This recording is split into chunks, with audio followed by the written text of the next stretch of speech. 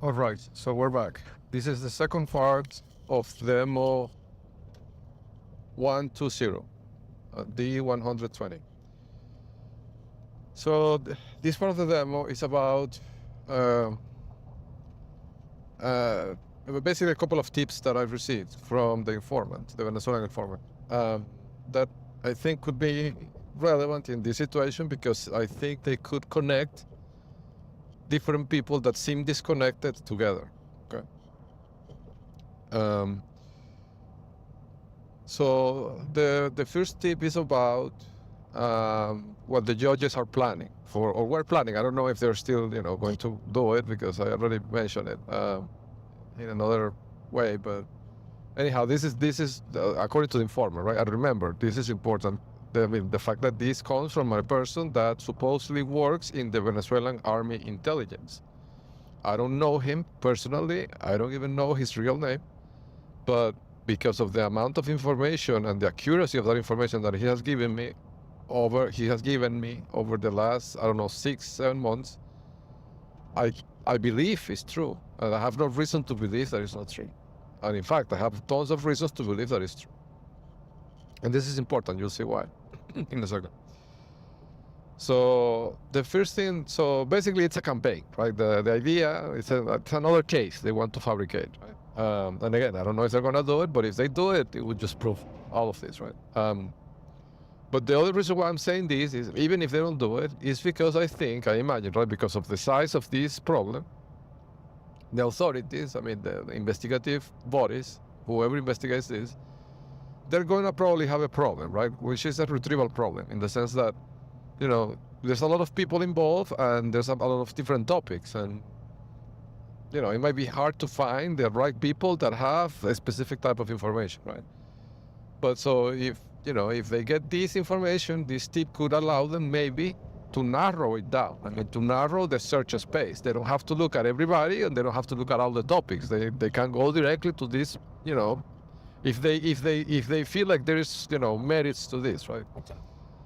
They could investigate these narrow scope things and see if it's true or not, right?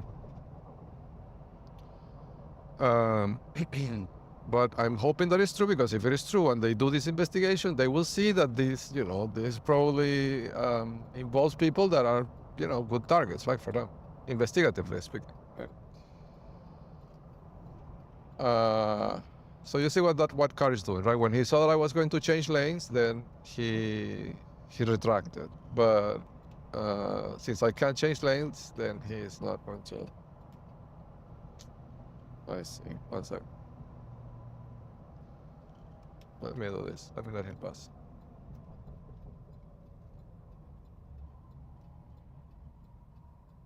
And BR 4265, I think it was.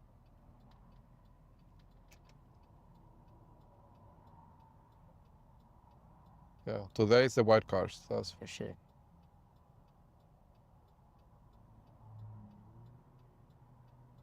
You see that? Like, it's basically a row of white cars behind me.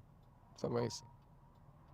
I mean, it's silly because it's so obvious, right? But it's amazing how they can coordinate all of this so quickly. It's a good technology. Yeah.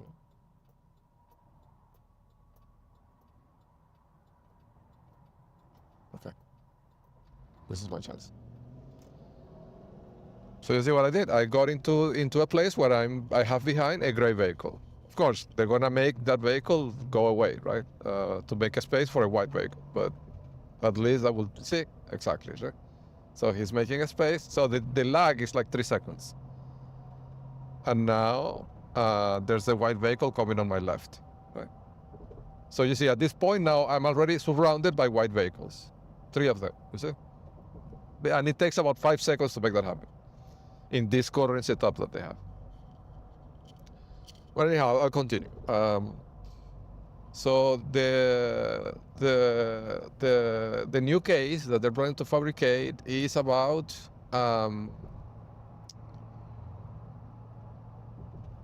so they're going to say that I'm intimidating my former partner, Gloria, right? They're going to say that, and that And I'll tell you a little bit more about why. I mean, where is this coming from? What is the angle, right, that they're going to use? But they're going to say that I'm intimidating her because of the legal dispute, right? That I'm using intimidation, and that my reports to the OFAC and to the FinCEN are nothing more but an attempt of me to intimidate her, right? To make her back off from the litigation. The reason why they're gonna say this, I mean, they want to tell you how they're gonna do it. I mean, and all this I got it from the informant, right? I'm gonna tell you how they're gonna do it, and I'm gonna tell you what is the other evidence they are planning to use, and that's where it gets really interesting. So what they're gonna use to create this case supposedly is a series of messages that she and I exchanged recently. And the messages were about, I was, because I recorded this in the previous demo, right? I see that all this situation is coming to head. And I anticipate that because of, the things that are obvious at this point, that she might be at least questioned, right? At least interviewed by authorities. And so I sent her a message asking her to... I mean, I didn't want to be super direct on the message because I don't want to also to create, a series of messages that could be seen by authorities and then could be used against her, right? So I wrote a message that was very subtle. It was something like, like whatever happens, if somebody asks you a question, please think about the children, right? Put them first, something like that. I didn't want to be super direct, but what I was meaning was that, if you get, interviewed by authorities and they ask you to cooperate, or if you get charged with something and they offer you a deal, please take, like, don't drag the children. I mean, well, Sebas is a man at this point, but like, don't drag, the two of them through a public trial, right? Without try to make it easier for them. Like, don't make their life more difficult, right? Like, their lives more difficult than they already are, right? So that was where I was coming from, right?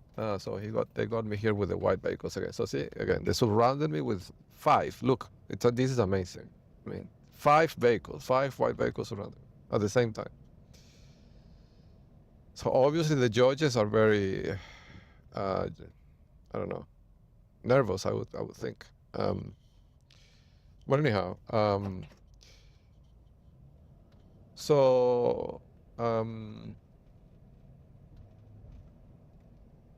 yes. So that's where I was coming from, right? Asking her to be considerate of them, right? Nothing else really. But she responds with, and I sent her a video, like a cut video. I basically took an excerpt from the video that I posted about, I think it was demo D119. And this segment specifically talks about who KP George is and his relationship to Judge Telfair, who is the judge that is entering the void orders to keep the child kidnapped and to silence, right?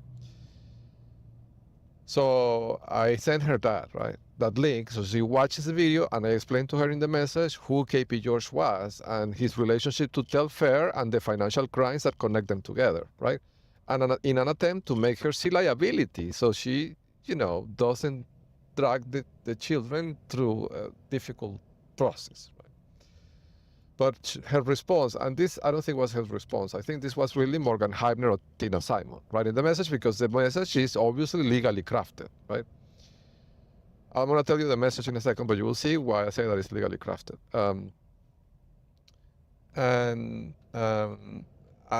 The reason I know it's not her writing the message, it is explained in my book. Like, I know that they cannot let the agent talk to the target about legal topics, in this case, for example, because I could trick her and I could make her say something that could be damning to them, right? Like, for example, what happened on June 30, when she admitted that the psychiatric evaluation was a weapon, right?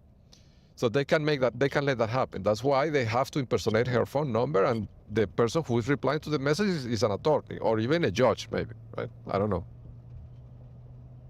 I think Tina Simon was a judge at some point. I don't know. I can't recall that, to be honest. But, it's somebody that is a senior legal professional, right? A senior. At this point, they're not going to use for this, they're not going to use an attorney that is just out of college. Anyhow,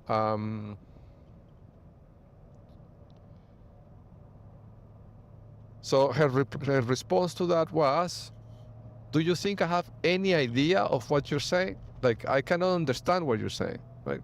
And this is a legally crafted message because it's a message that serves a dual purpose, right? If they get caught and this message is seen by the authorities, she could explain it as, no, what I meant was that I'm not a lawyer. I have no idea of the meaning of any of this, right? It could be explained this way.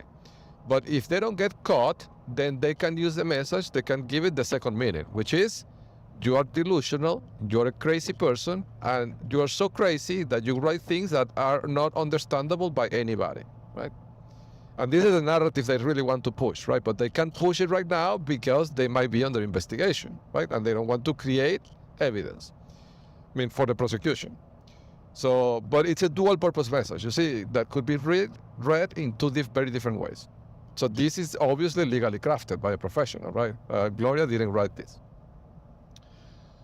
Well, anyhow, so when she says that, I had to pivot, right? I have to change and adapt. I have to adapt and change my strategy. I had to be more direct. I cannot be subtle, right? So I said, I was direct. In this case, I said, listen, I made a report to the OFAC, and this is the agency that seizes the bank accounts of Diosdado Cabello. That's literally what I said. So I don't think this is a hypothetical, right? You could be questioned by authorities, and what I'm asking you is, if that happens, please cooperate. Tell them the truth and tell them what they want to know. Don't put the children through hell, right? For something that is unsavable at this point. Something like that is what I said. So the judges are going to take that out of context and are going to say that this is an intimidation, that I'm intimidating this single mom with the OFAC, and that's why I'm filing those reports with the OFAC. It's not that they're working for Diosdado, it's that I am intimidating a person, right? But don't leave, please, because this is where it gets really, really interesting. The informant also told me that what they did is that they went to Goldman Sachs and they dig up a little number that they had in there fabricated in 2018, which is a complaint in human resources against me. And I'm gonna tell you how that rules work, right? But the plan is that they're going to use that as backup evidence to show it to a judge to say, listen, this shows that this is a person that has a pattern of intimidating people, okay? Because at Goldman Sachs, Rajini, who was a lady, an engineer that reported to me in my team, she filed a report with the Goldman Sachs Human Resource Department, and that's when I quit. That's when I decided to quit the company. Shortly after that, like a month after that. She filed a report with Human Resources accusing me of fostering an environment of intimidation. I'm going to tell you how that works, right?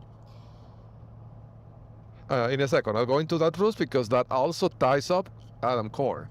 But I'm going to start with this first because there's a lot of glaring questions here, right? So they have that report in the Human Resources Department of Goldman Sachs, and the judges are going to dig it from there and use it as evidence for this new case they want to fabricate. For me, supposedly intimidating Gloria, right? Now, I have to tell you, 1 second. I'm going to do this again, where I'm going to get in front of a non-white page. 1 second. Yes, so they're going to, but the question is, right, what is the connection? There's many questions. Let me tell you the questions that I see in this, right? What is the connection between the people in the human resources at Goldman Sachs and Cinere Strain and the people and the person from employee relations that handled that report and these judges in Texas? These people are in New York. The Goldman Sachs people, right? They are from New York. And supposedly they're completely disconnected from these people in Texas. This group of judges that are doing this today, right? In March 2026. And this report was filed in Goldman Sachs in 2018, so 8 years ago, right? I mean, what is the connection between these two group of individuals across 8 years and 4,000 miles? I don't know how many miles, right? I think it's 3,000 miles. 3,000 miles and 8 years of separation, and they are colliding in this time and space now. I don't know. It's a question that needs to be asked, right? Also, it needs to be asked, how is that this Venezuelan person from the army in Venezuela, the army intelligence specifically, I think, is in knowledge of something that a group of judges in Texas are doing and planning covertly, and in collaboration with a group of people at Goldman Sachs. So how is that this Venezuelan intelligence person has knowledge of these two separate things? I think that this suggests that both these people at Goldman Sachs and these judges are working for Diosdado Cabello. It's the only explanation, right? That's how this informant is getting this information. And also, it asks the questions. I mean, if my former partner, Gloria, or Zuleima Villamizar, she goes by the two names, if she really goes and files this case, right, makes this complaint for, bullying or intimidation, whatever, right? And I'm in knowledge of this information before she does it, and they in fact do this, make this exact argument, and bring this exact proof, it would, authorities would have to ask the question, what is the relationship between Zuleima Villamizar or Gloria Espina and the judges, the group of judges in Texas, and Goldman Sachs, right? And this person from the Venezuelan intelligence in Venezuela, who is in Venezuela, right? This person is not here in the US, from what I understand. I mean, what is that connects all these people? Well, it's Diosdado Cabello. That's the connection, right? But this is what I'm saying, that this helps on the retrieval problem for authorities, because they don't have to look at all Goldman Sachs. They only have to look at the people that had contact with this human resource complaint from 2018. And the judges that have had contact, direct or indirect, with Zuleima Villamizar, like William Cal Adams, Troy Pickett, like this reduces the search space and the topic. You don't have to read all the documents. All you have to look is for these keywords, like Goldman Sachs, human resources, intimidation, Rinaldo, and you will find the people very quickly, right? I mean, if I was authorities, that's what I would do, right? I would find them quickly, just by the keywords, right, of the searches, targeting the keywords. So that is the plan. Now, let me tell you why I said Adam Korn, because Adam Korn was the person that first implemented the Business Insider rules. Let me remind you what that was, right? So I was working at Google. I was a happy camper. I was very happy with what I was doing at Google. And Adam Sal, a person from Goldman Sachs, the recruiter, made me an offer to go work for Goldman Sachs. It was a very generous offer, basically doubling my compensation from Google. But I wasn't convinced, and I had not accepted the offer. I said I would think about it, right? That's what I said. But Adam Korn, who was a partner at the firm, very senior, like he was one of the creators of something that an important system at Goldman Sachs in the 80s. Imagine that. So Adam Korn is like one of the most senior people at Goldman Sachs. He published a press release in Business Insider, the prominent business media, right? I'm talking about Business Insider. And in this report, he put my name in the report, saying that I was quitting Google and that I was joining Goldman Sachs, the marquee team, right? And I had not accepted the offer yet. So they did that on a weekend, on a Sunday, I think it was. And then I go to Google on the Monday, to the office in New York. And the first thing in the morning, my manager, who was a Chinese engineer, of course, calls me into a meeting room, and she shows me the Business Insider article. And she tells me this was flagged by Google's internal systems, implying that they had a system to monitor people that could leave, right? Which seemed credible to me. So, I mean, that would explain how Jihua Wu knew this thing, right? But she asked me if it's true. And at this point, I have no choice, because my manager sees this, right? And if I don't leave, she will think that I might leave, and she may not give me good raises. She may not give me, the stock I deserve for my work in the stock refreshers and all those things, right? Because the managers have a pool of money to allocate to employees, right, for compensation and for, to how do you say that, to motivate them, right, to keep working hard. And they have to distribute that pool of money among the people in the team. So if she has a team member that she thinks is going to leave, she's not going to allocate anything to that team member. That's logical, right? I mean, I wouldn't. I don't know. Because the goal of the manager has to motivate people that will work hard for her so she can get promoted, right? She has to give the money to the people that are aligned with her goals, right? And if somebody is going to leave, what motivation would she have to reward that person? So at that point, I really had no choice. I had to quit on the spot. And that's why I quit my job at Google. I didn't want to go work for Goldman Sachs, but I had to at that point, right? Because Adam Korn did this. So when I called Adam Korn, I went to a meeting with him, right? I said, I want to talk to him. So Adam Saul brought me to Goldman Sachs. Adam Saul brought me to Goldman Sachs to talk to Adam Korn. And, I asked him, hey, what happened? And he said, well, I don't know. I'm really sorry. He apologized. Adam Korn actually apologized to me for this, which I think means that he knew it was wrong, right? He said somebody in our communications department jumped the gun. We had the press release ready, but we were not going to publish it. But that person made a mistake and it got published, right? And well, unfortunately, you had to quit your job at Google, right? So anyhow, that's how I ended up at Goldman Sachs. Fast forward more or less 1 year, and they are telling me, all of them, like, Adam Korn, Sinead Strain, Mayur Thakur, Michael Schlee, that the firm wanted to invest more on search and that I should grow my team. And they were encouraging me to hire people. And Adam Korn, again, suggests to me a gentleman by the name Anand, who was working in another department on the New Jersey office.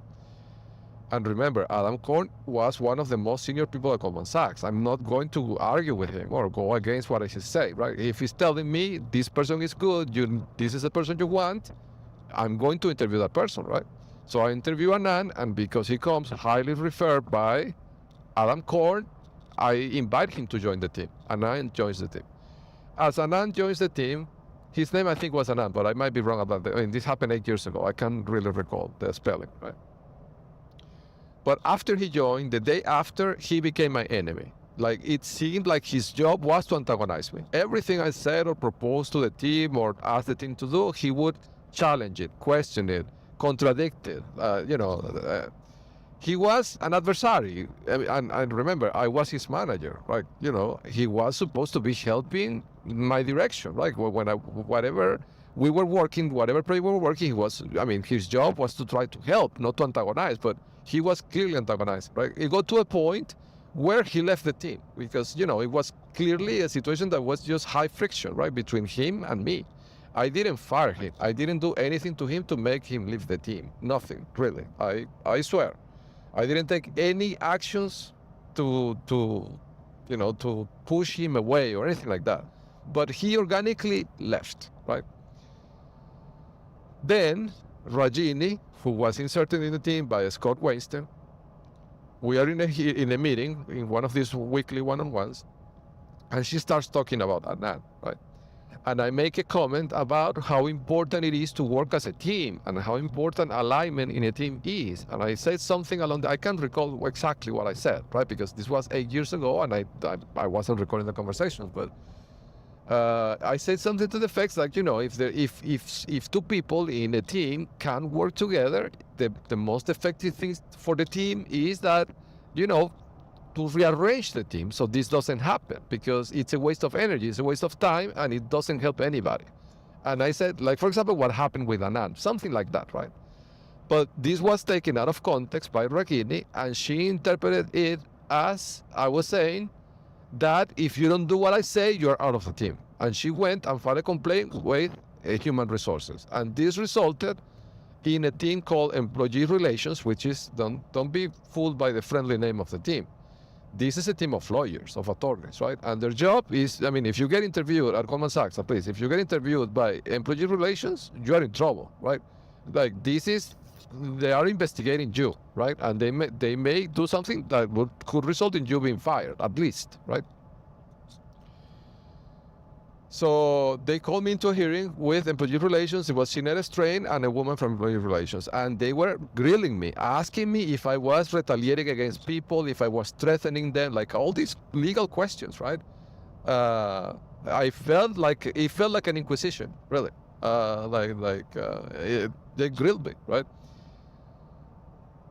This resulted in me having to go to an emergency room nearby that day, that morning, or the day after, I can't recall, because of the harassment they were doing with Shinera Strain, employee relations, and Scott Weinstein and Mayur Thakur at the same time. This was all at the same time. It was four managing director people, managing director level people at the same time harassing me at Goldman Sachs, feeling me threatened in this way, right? Like that I could be fired.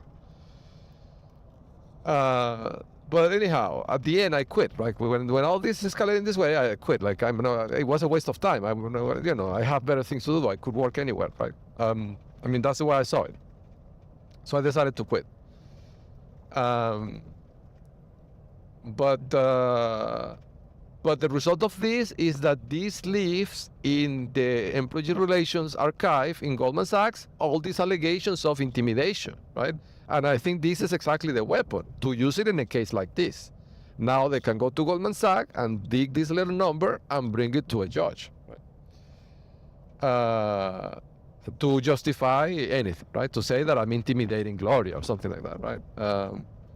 So this is exactly the weapon, right? But it's interesting because they created this weapon 8 years ago, in 2018, before I even became aware of the fact that they are a criminal network, right?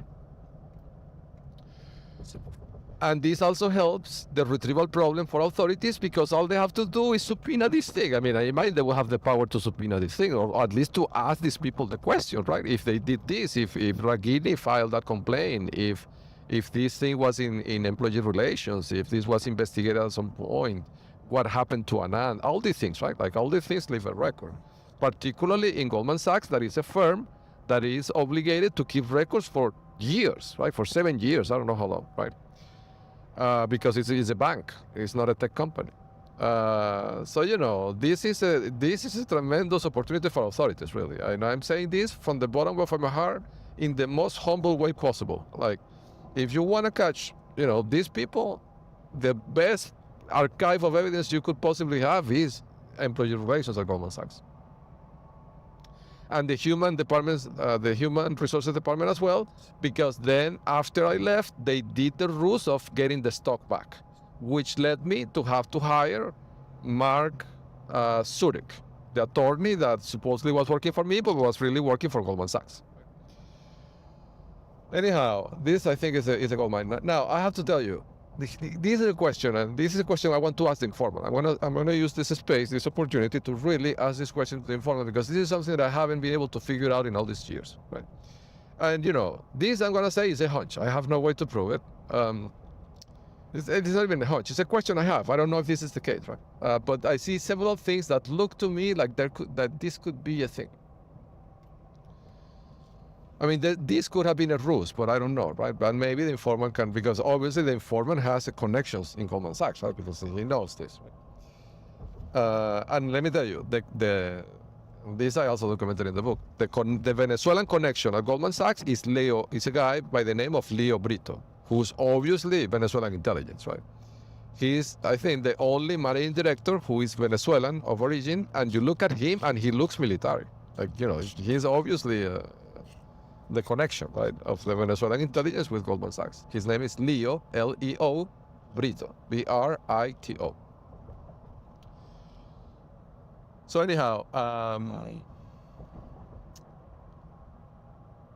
so this is the question. Look, when I joined this marquee team at Goldman Sachs, I was very excited because I was going to be exposed to the financial industry, and this seemed to be like a tremendous opportunity. And I was very interested in being exposed to the sales department of Marquee, meaning, I wanted to be in the sales meeting on how they sold this product. I wanted to see that, right?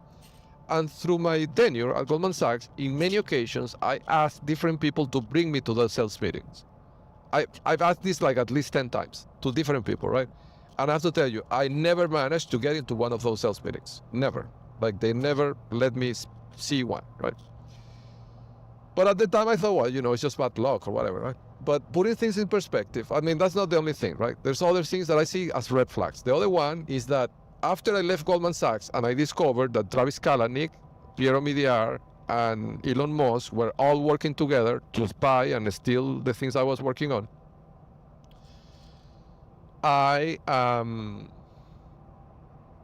I've noticed that after I understood that, right, and I started talking publicly on my websites about that,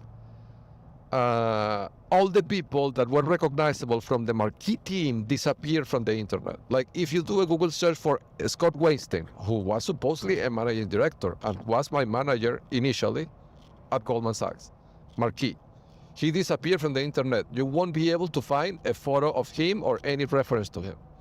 Liana Technology vanished, right? If you look for Andrew Phillips, the other managing director in Marquee, it's the same. He disappeared from the internet. If you look for any of these people in Marquee, even for Francis Llaneros, who was promoted to managing director after I left, as a reward for spying, because he passed important information that I told him to Scott, and I know that for a fact. He also disappeared, right? So all these people disappear out of the sudden, and they were managing directors. I mean, this is the highest position you can achieve in the financial industry, arguably, right? Not even at Goldman Sachs. It's the most coveted position that you could aspire. They almost got me here with the white one. In Wall Street, but they all disappeared, right? Right around the time that I figured out that Travis Kalanick, Piero Midyar, and Elon Musk were doing this together. So the question that I ask myself today is if Marquee was even real. Like I don't know the answer to that. Maybe this Marquee product where they brought me to work was even a scam. Maybe it didn't even exist. Like I don't know. Right? I have to tell you all the red flags I saw. The product was not very sophisticated, and I always tried to understand what it exactly did, and it wasn't clear. Nobody could give me an answer. I don't know if you would recall. There is a sketch. It's a viral sketch of, I think it's Saturday Night Live, and the sketch is about it's kind of a parody of the guy that invented the crypto, right? And in this parody, they start asking the guy questions about exactly how it is and how it works and how does it really sustain the economy and what is the value being created when you mine this crypto, right?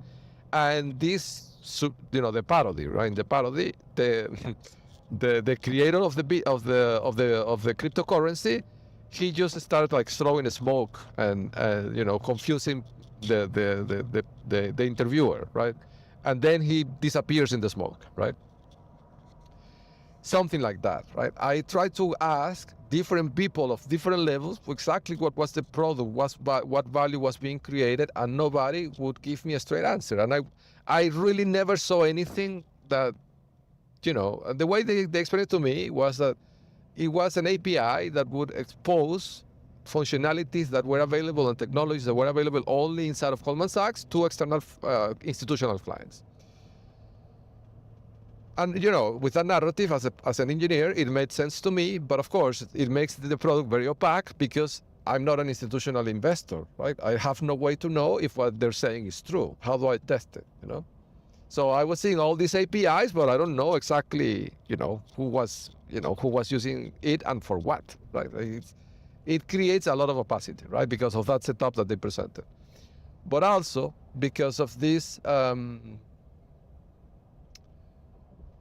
Of these different situations, I have to tell you, right? I've never saw a client. I've never saw a sales meeting. I never saw anything that I could see, yes, this adds value, or I can see how somebody would pay for this. I never even saw a price list, like how much does this cost? How much X client is paying for Y product? I never saw anything like that.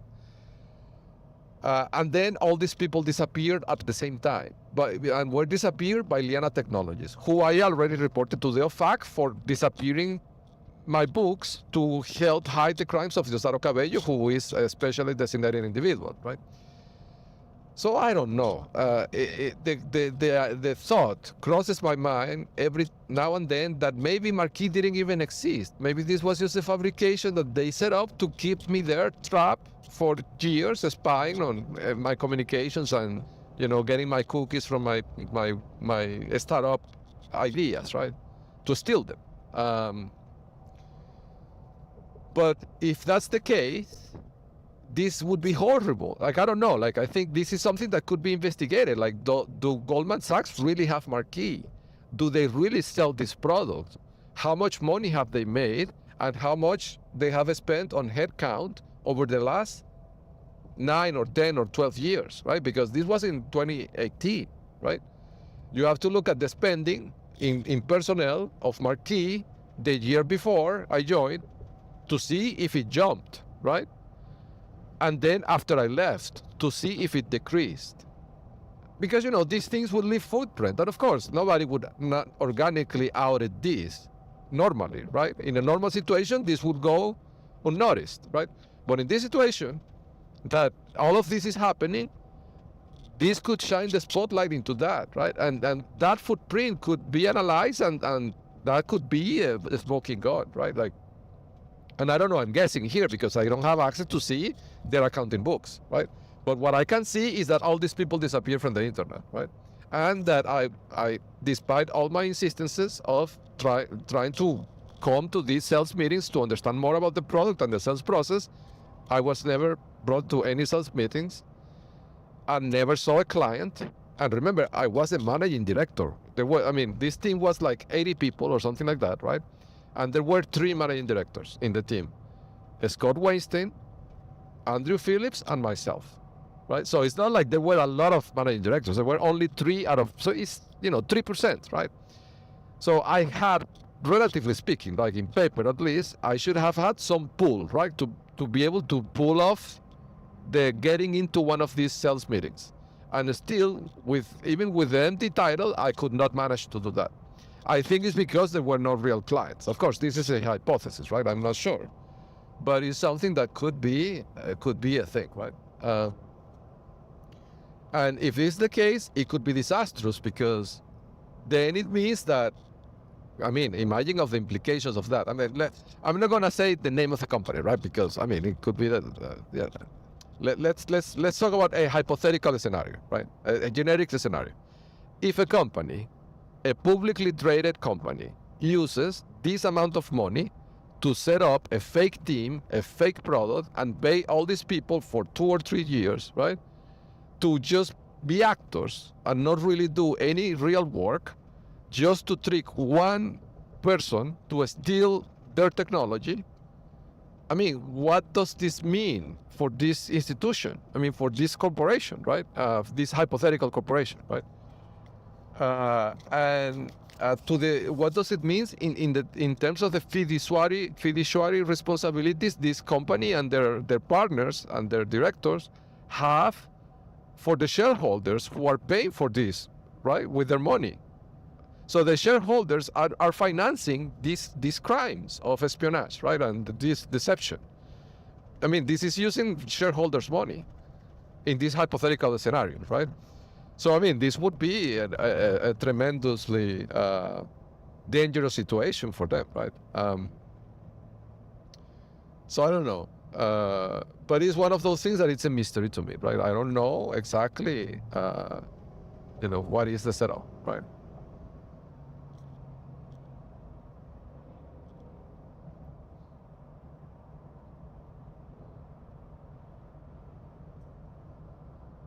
Yes, but I see a lot of red flags, right? Like if I think of it, I didn't see one thing that would lead me to believe this was a legit product, right, or a legit team. Everybody was new, there wasn't any. I don't know. There's just too many red flags, like too many. If I keep enumerating them here, this would be like 20 minutes. So I don't know. It's a question for the informant, really, because I imagine the informant could probably get this information from Leo Brito or somebody that knows Leo Brito, right? And that would tremendously help me. If I have confirmation, if this is the case, it would be a game changer, right? I think.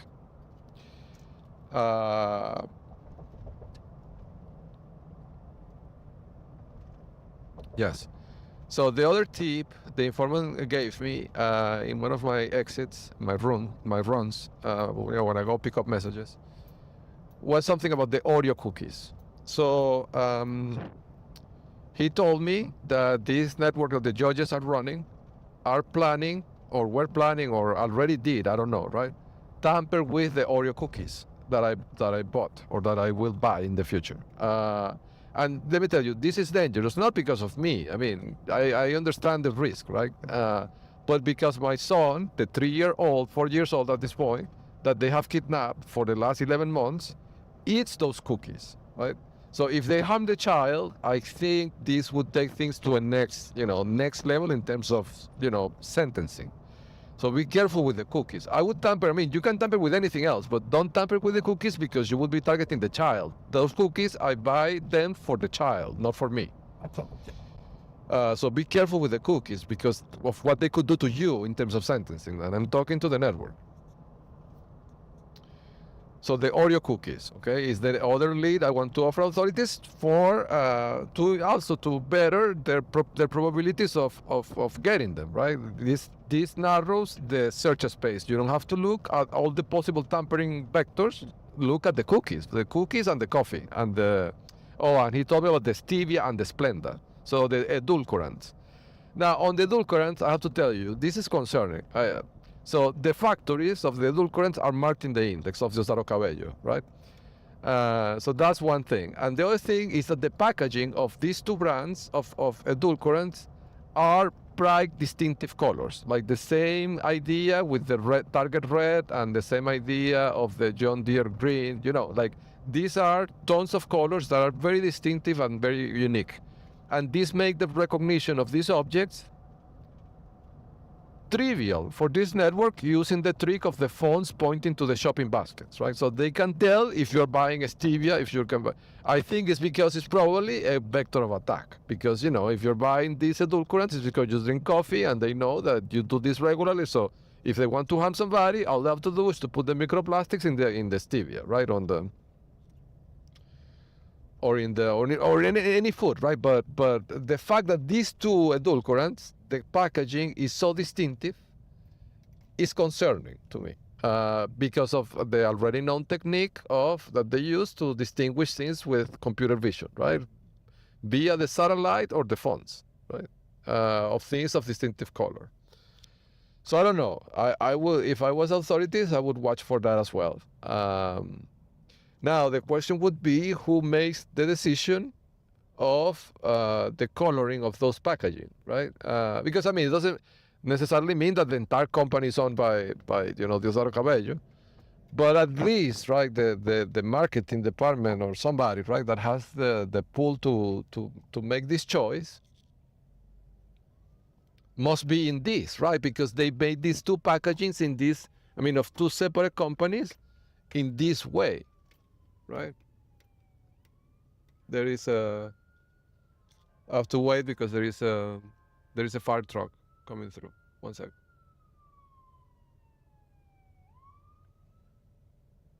It's an EMS vehicle. It's a coordinated thing across. If it's proven, right? It's not.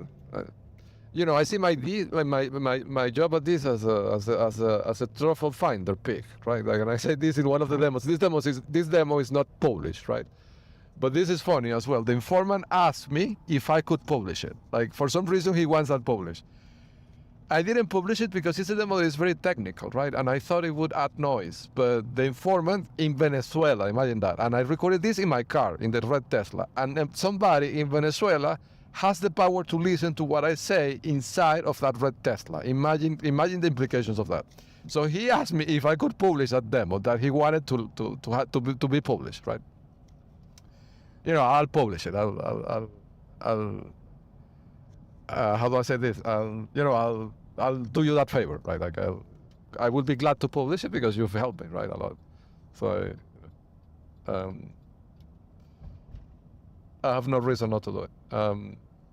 So I'll publish it on the Call Mobile V6 channel, on the one that is more on the ground observations, right? The other one, the rapid fire tips, I'm keeping it more high level for like more general audiences, right? People that are not necessarily into the intelligence or counterintelligence work. So I'll publish it on the more counterintelligence work YouTube channel. But this is, I mean, so my job here, I see it as a trophy finder pick, right? And that's a joke that I made in that demo. That's why I'm saying that. So, you know, I find these things using technology and observation and logic, but, you know, I'm not an investigative agency, right? I think it's really the job of the authorities if they see that this could be a thing, right? Like if it's their call. Like it's not that they have to investigate what I say, right? But if they think that what I'm saying could make sense, you know, they could investigate, right? And then they could decide what level of effort to put into that investigation, right? But from this thing that I've seen from experience, like how they tamper with the food, how they change the item, how they switch them, how they use computer vision to identify what you're buying, it's obvious to me that the coloring of these two items that are the same item is an adulterant, and it's something that people that consume it regularly, is coordinated. I mean, the choice of colors, right?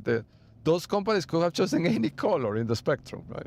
But they choose these two specific, very distinctive colors that have these characteristics that are, I mean, the colors are different among themselves, but the characteristics of the colors are the same. They're bright, distinctive, reflective, you know, glossy finish. Like, you know, it's too many coincidences, right? So I think it's because it's a weapon, right? That when they want to target somebody to harm them, they track, you know, when they're buying the stevia or when, you know, and then they switch it, right? Otherwise, in the way that I described and in the last few demos and regarding that incident on January 25th, after I reported, I wrote about Greg Abbott in my book. So it's all documented in there.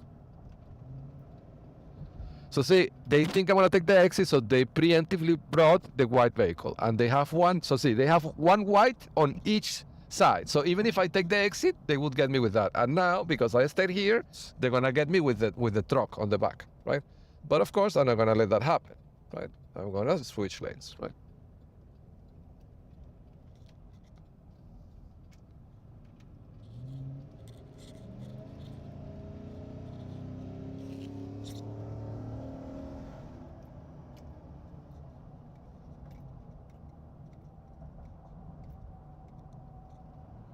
Yes.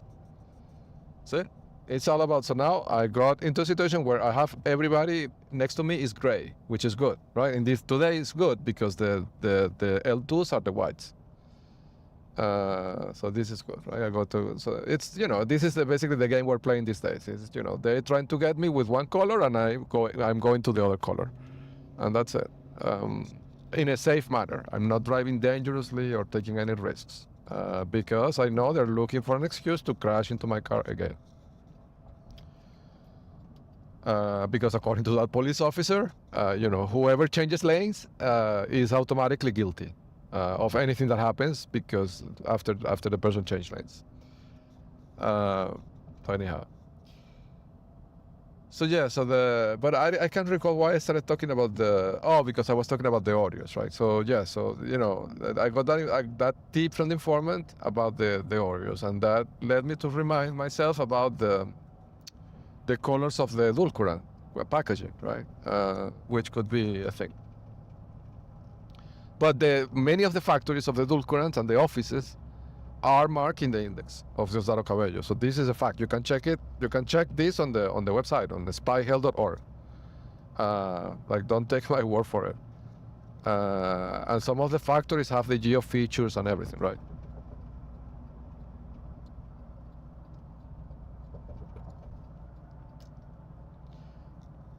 Yes.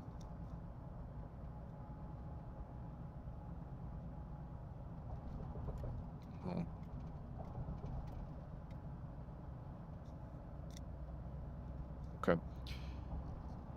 Yes. So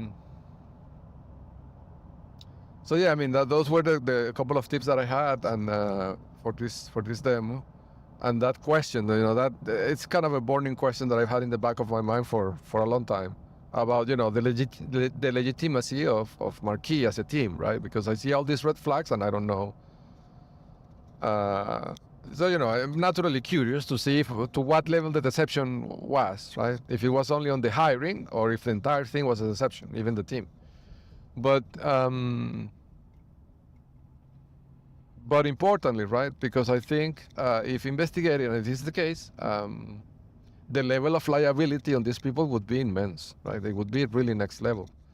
And it could really cause some damage to the Chinese Communist Party, to the Communist Party of China. So anyhow, that's what I had for today.